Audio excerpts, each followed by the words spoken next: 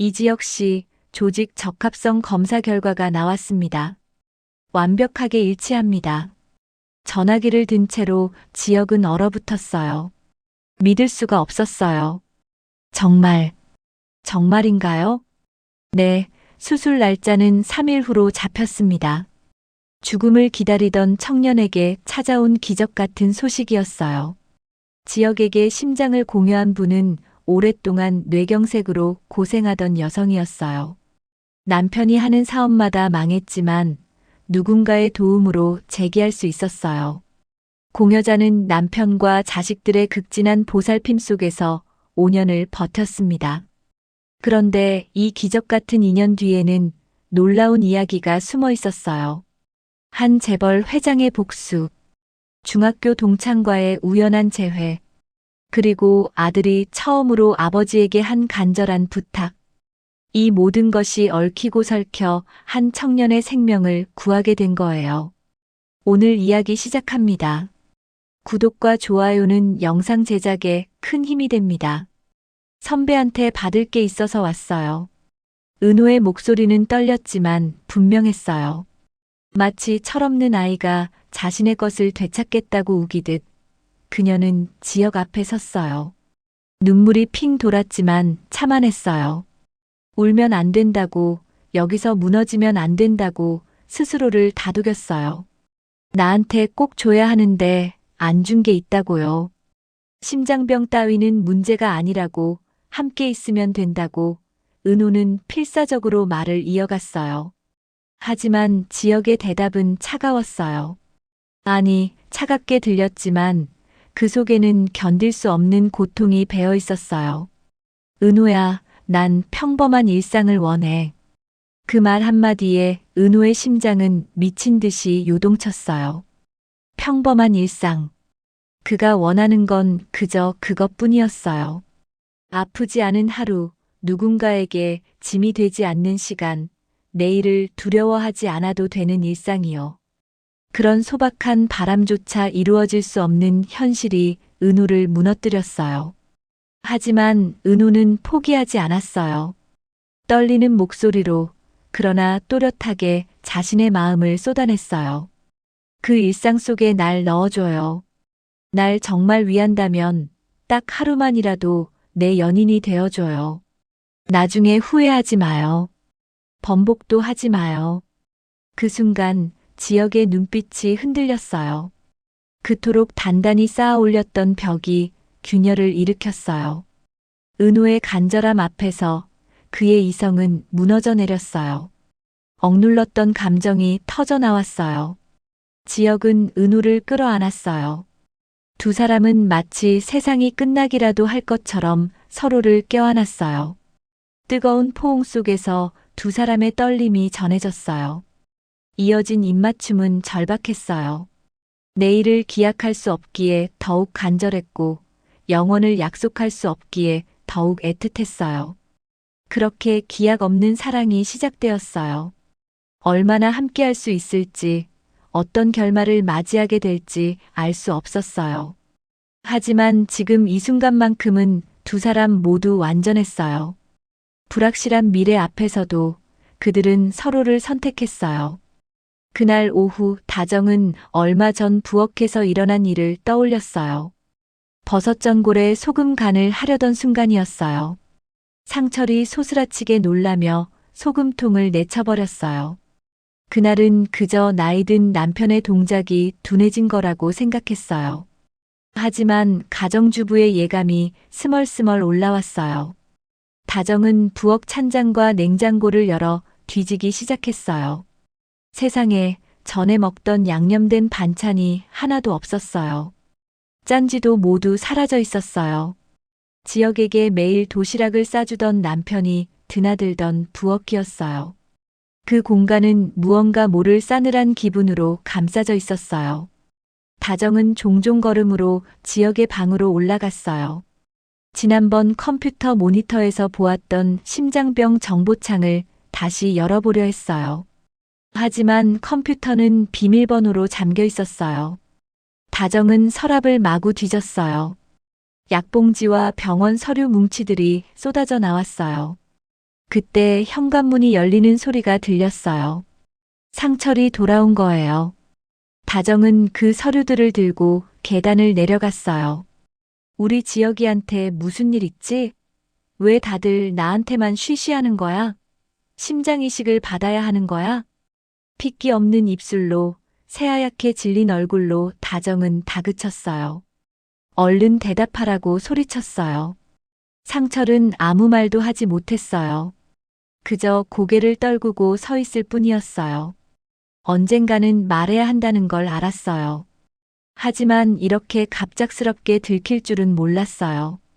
아내의 떨리는 목소리를 들으며 상철의 가슴도 무너져 내렸어요. 차라리 자신이 아프다면 얼마나 좋을까 생각했어요. 아들 대신 자신이 그 자리에 누워 있다면, 이 고통을 혼자 감당할 수 있다면요. 입술을 깨물었지만 말이 나오지 않았어요. 다정은 그 서류들을 산산이 찢어버렸어요. 종이 조각들이 바닥에 흩날렸어요. 아들 이지혁이 심장 이식을 기다리는 중증 환자라는 걸 알게 된 엄마였어요. 다정의 다리에 힘이 풀렸어요. 그대로 무너져 내렸어요. 정신을 잃고 쓰러졌어요.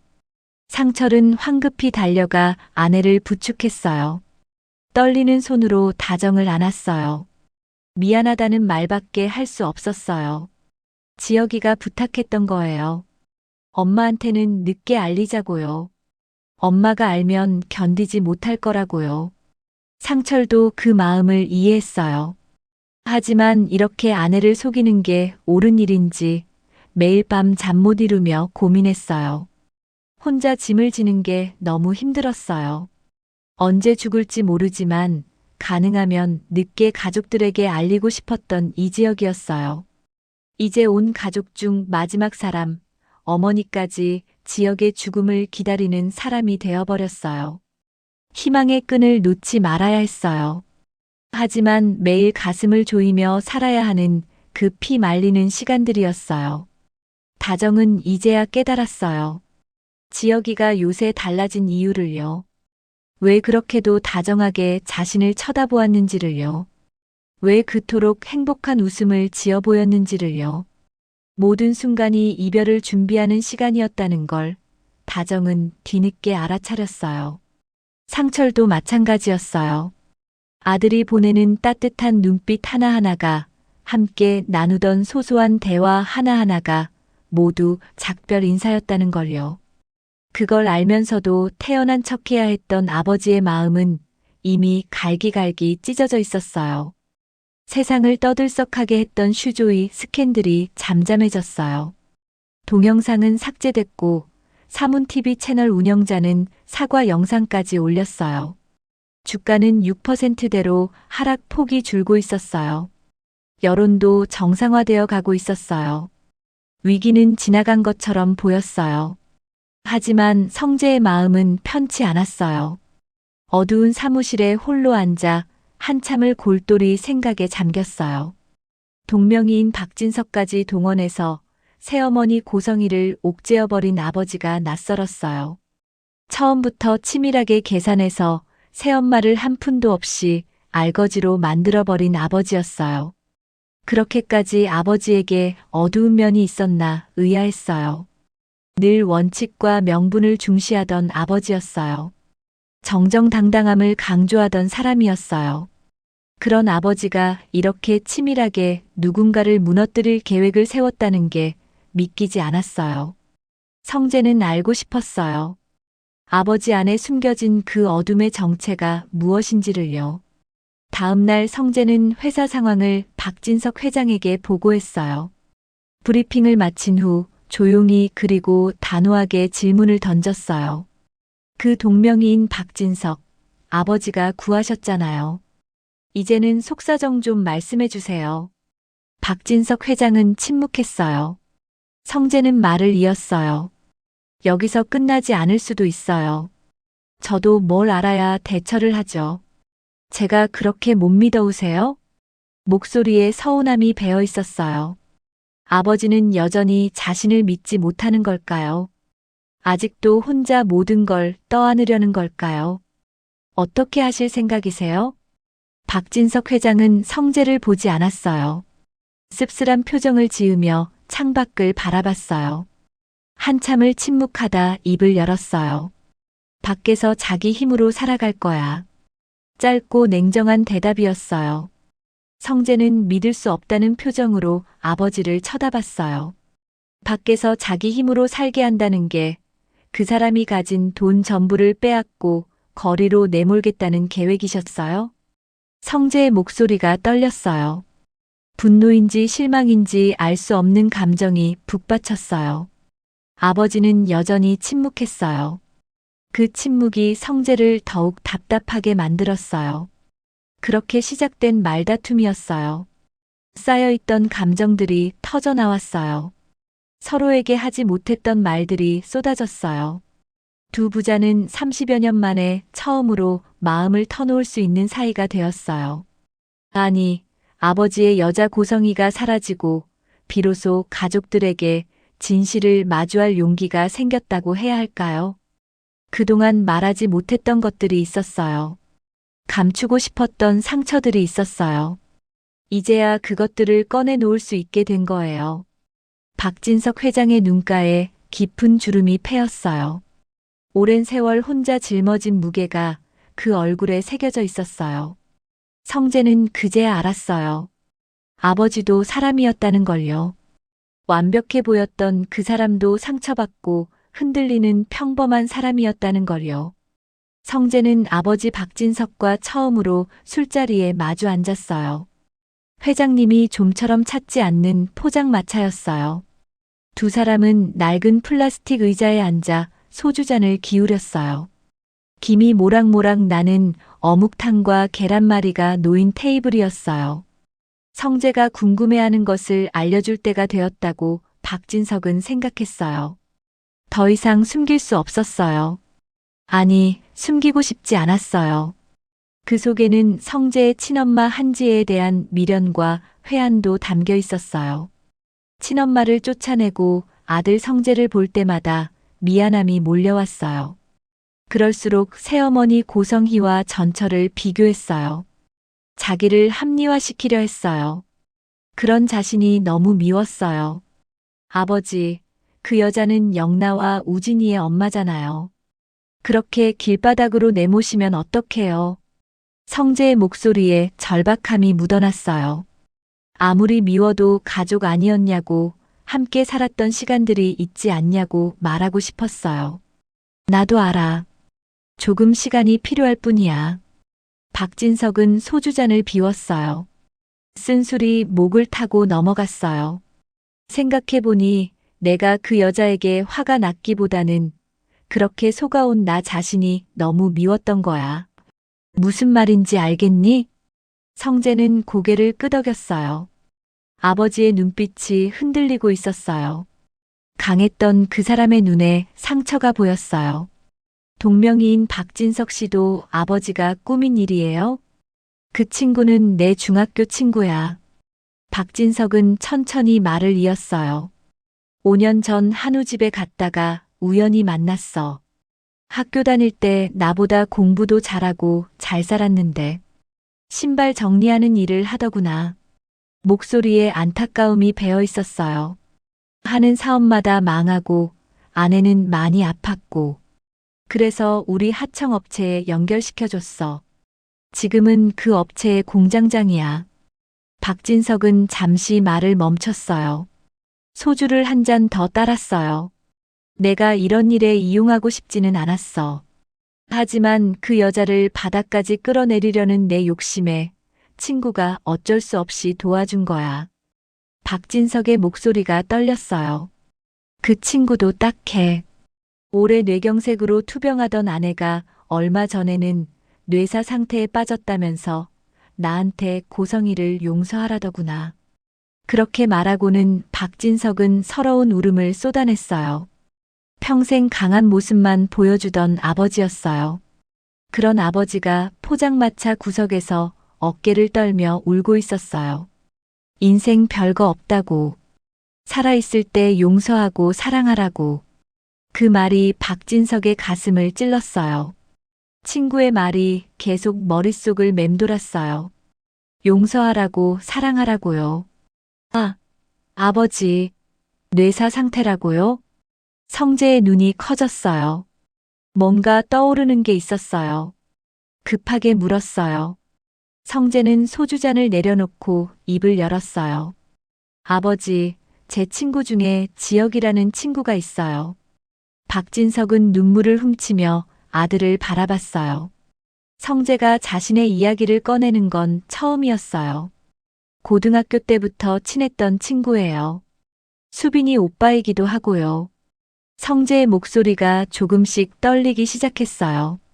최근에는 AP그룹 대표로 일하면서 사업 수완이 좋아서 승승장구하던 친구였어요. 그런데 말을 잇지 못하고 성재는 고개를 숙였어요. 박진석은 조용히 기다렸어요. 갑자기 심장이식이 필요한 중증 환자가 됐어요. 성재의 눈가에 눈물이 맺혔어요. 소주잔을 들었다가 다시 내려놓았어요. 처음 들었을 때 믿을 수가 없었어요. 그렇게 건강하고 활발하던 친구가, 항상 웃으며 앞만 보고 달리던 친구가 이제 심장이 멈출까봐 두려워하며 살고 있다는 게. 성재는 두 손으로 얼굴을 감쌌어요. 참았던 감정이 터져 나왔어요. 아버지, 제 마음이 너무 힘들어요. 친구를 보는데 아무것도 해줄 수 없는 제가 너무 무력해요. 그냥 지켜만 봐야 한다는 게. 박진석은 아들의 어깨에 손을 얹었어요. 평생 강하게만 키우려 했던 아들이었어요. 하지만 지금 눈앞의 성재는 친구를 잃을까 두려워하는 평범한 청년이었어요. 성재는 고개를 들어 아버지를 똑바로 쳐다봤어요. 눈물로 얼룩진 얼굴이었지만 그 눈빛만큼은 단호했어요. 아버지, 친구 지혁이를 좀 살려주세요. 간청하는 목소리였어요. 박진석의 가슴이 뭉클해졌어요. 물론 그분과 조직형이 맞아떨어져야겠지만, 여러 검사로 확인해 봐야겠지만, 성재는 떨리는 목소리로 말을 이었어요. 제 친구에게, 수빈이 오빠에게 새로운 생명을 얻을 기회를 만들어 보면 안 될까요? 박진석은 아들을 바라봤어요. 평생 아들에게서 부탁을 받아본 적이 없었어요. 늘 명령하고 지시했을 뿐이었어요. 아들이 무엇을 원하는지, 누구를 아끼는지 물어본 적도 없었어요. 지금 처음으로 아들이 자신에게 부탁하고 있었어요. 친구를 살려달라고, 생명을 구해달라고요. 박진석은 벌떡 자리에서 일어났어요. 주머니에서 휴대폰을 꺼냈어요. 잠깐만 기다려. 목소리에 힘이 실렸어요. 박진석은 동명이인 박진석에게 전화를 걸었어요. 나야, 진석아. 갑자기 전화해서 미안한데 급한 일이 생겼어. 자네 부인 말이야. 박진석의 목소리가 빨라졌어요. 혹시 뇌사 판정을 받았다면 장기기증 의사를 물어봐도 될까? 아주 급한 환자가 있어서 그래. 젊은 친구인데 심장이식을 기다리고 있거든. 전화 너머로 친구의 목소리가 들렸어요. 박진석은 고개를 끄덕이며 들었어요. 그래, 알겠네. 부인께 평소에 그런 뜻이 있으셨다고? 고마워, 진석아. 바로 병원 쪽에 연락해서 절차 진행하겠네. 조직 적합성 검사부터 시작해야 하니까. 전화를 끊고 박진석은 다시 자리에 앉았어요. 성재를 마주봤어요. 일단 검사부터 진행해보자. 조직형이 맞는지, 모든 조건이 부합하는지 확인해야 해. 박진석의 눈빛이 달라져 있었어요. 이미 머릿속으로 모든 절차를 정리하고 있었어요. 내일 아침 일찍 우리 병원 이사장한테 연락하겠어. VIP 병실 확보하고 최고의 심장외과 팀 구성할 거야. 검사 결과 나오는 대로 바로 수술 들어갈 수 있게. 박진석은 다시 전화기를 들었어요. 비서에게 전화를 걸었어요. 나야. 지금 당장 심장이식 관련 전문의 리스트 정리해서 보내줘. 국내 최고팀으로 구성해야 돼. 그리고 내일 아침 일정 다 취소하고 성재는 믿을 수 없다는 표정으로 아버지를 바라봤어요. 평소에 냉정한 회장님이 아니었어요. 누군가를 살리기 위해 발 빠르게 움직이는 한 사람의 아버지였어요. 박진석은 전화를 끊고 성재의 손을 잡았어요. 처음으로 들은 아들의 부탁이야. 그것도 친구를 살려달라는 부탁이고. 박진석의 목소리가 따뜻해졌어요. 앞날이 창창한 청년을 구할 수 있다면 그보다 더 의미 있는 일이 어디 있겠니? 두 사람은 서로를 바라봤어요. 30여 년 만에 진짜 아버지와 아들이 된 순간이었어요. 지금 당장 자네 친구 병원으로 가자. 담당 의사 만나서 상황부터 파악해야지. 박진석은 계산을 하고 포장마차를 나섰어요. 성재가 뒤따랐어요. 찬 밤 공기가 두 사람을 감쌌지만 가슴속은 뜨거웠어요. 차 안에서 박진석은 계속 전화를 걸었어요. 병원 이사장, 심장외과 전문의, 코디네이터. 모든 사람들을 깨워가며 준비를 시작했어요. 검사 결과가 나오려면 며칠 걸릴 거야. 하지만 일단 최상의 준비를 해놓는 게 중요해. 박진석은 운전하면서도 계속 지시를 내렸어요. 성재는 창밖을 바라보며 눈물을 흘렸어요. 감사함과 안도감이 뒤섞인 눈물이었어요. 아버지, 정말 감사합니다. 고맙긴. 이게 아버지로서 해줄 수 있는 일인데. 박진석의 목소리도 떨렸어요. 오랜만에 느끼는 감정이었어요. 누군가를 위해 최선을 다한다는 것, 아들이 원하는 걸 이뤄준다는 것, 생명을 구할 수 있다는 희망이 주는 설렘이었어요. 그날 밤 두 사람은 새벽까지 병원을 오가며 모든 준비를 마쳤어요. 검사 일정이 잡혔고 수술팀이 구성됐어요. 이제 결과만 기다리면 됐어요. 박진석은 성재의 어깨를 두드렸어요. 자네 친구 꼭 살려내자. 네, 아버지. 두 사람의 마음이 하나로 모였어요. 친구의 생명을 구하겠다는 간절한 바람으로요. 성재에게 연락을 받은 후에도 지역은 조심스러웠어요. 적합 판정이 나올 때까지 가족과 은호에게 아무 말도 하지 않았어요. 너무 큰 희망을 가지면 실망도 커지니까요. 혹시라도 검사 결과가 좋지 않으면 다시 한번 가족들의 마음을 무너뜨릴까봐 두려웠어요. 검사 결과를 기다리는 며칠은 지옥 같았어요. 밤마다 뒤척이며 기도했어요. 제발 맞기를요. 제발 기회를 달라고요. 아침마다 휴대폰을 확인했어요. 병원에서 연락이 올까 봐요. 그러던 어느 날 오후 드디어 전화가 왔어요. 이지혁 씨, 조직 적합성 검사 결과가 나왔습니다. 완벽하게 일치합니다. 지혁은 전화기를 든 채로 얼어붙었어요. 믿을 수가 없었어요. 다시 한번 물었어요. 정말인가요? 네, 수술 날짜를 잡겠습니다. 3일 후 가능하십니까? 전화를 끊고 지혁은 그 자리에 주저앉았어요. 눈물이 주르르 흘러내렸어요. 살 수 있다는 거예요. 다시 살 수 있다는 거예요. 지혁은 떨리는 손으로 거실로 내려갔어요. 다정과 상철이 소파에 앉아 있었어요. 두 사람은 아들의 표정을 보고 벌떡 일어났어요. 지혁아, 무슨 일이야? 지혁은 울먹이며 말했어요. 엄마, 아빠. 수술 날짜 잡혔어요. 3일 후에요. 다정은 비명을 지르며 아들을 끌어안았어요. 상철도 두 사람을 껴안았어요. 세 사람은 엉켜서 울었어요. 기쁨의 눈물이었어요. 감사의 눈물이었어요. 정말이니? 정말 수술할 수 있는 거니? 다정은 몇 번이고 물었어요. 믿을 수 없다는 표정이었어요. 네, 엄마. 조직도 완벽하게 맞고 모든 게 잘 됐어요. 그 순간 방에서 동생들이 뛰어나왔어요. 울음소리를 듣고 놀라서 나온 거예요. 지혁은 동생들에게도 소식을 전했어요. 온 가족이 거실에서 얼싸안고 울고 웃었어요. 한참을 그렇게 있다가 지역은 방으로 올라갔어요. 두근거리는 마음으로 휴대폰을 들었어요.